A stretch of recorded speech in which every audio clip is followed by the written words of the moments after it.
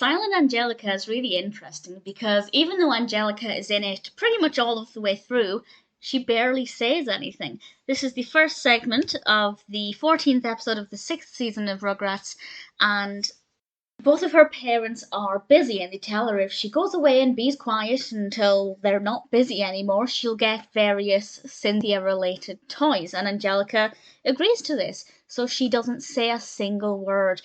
And the babies come over, Tommy, Chuckie, Phil, and Lil, and she doesn't tell them why she's being silent. The one bad thing about watching Rugrats as an adult is that you overanalyze things, of course, and I just wanted to say, why didn't you just whisper to the babies what was going on, and the problem would have been resolved in a second? But of course, that would have meant it was a very quick episode.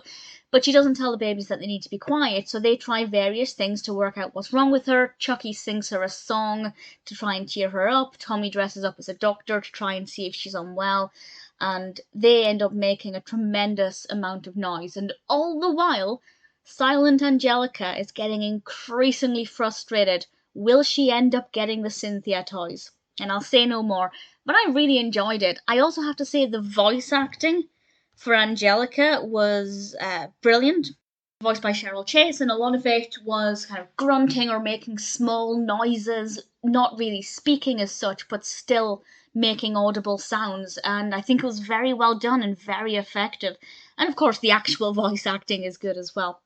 The actual speech. I really enjoyed it. I thought it was different, and it worked very well, and it's almost like the babies had the upper hand, because Angelica couldn't speak or command that they do things, so they could just let their imaginations run wild, and there was not really anything she could do about it if she wanted the townhouse and the car. Again, she could have done. She could have just whispered to them, because there's no way her parents would have heard her whispering, but it would have been a very short episode. But I think it worked well. It was good, it was entertaining, the babies were interesting. Phil and Lil weren't as interesting in this as they usually are. They just didn't have a bigger role to play, which is fine. They're not always, but as my favourite characters, I do like it when they're a little bit more prominent. But Angelica was the shining star, and it worked very well, and I really enjoyed it, and I have to say it's a lot of fun. Definitely nothing about this episode that I think should have been done differently. It worked very well.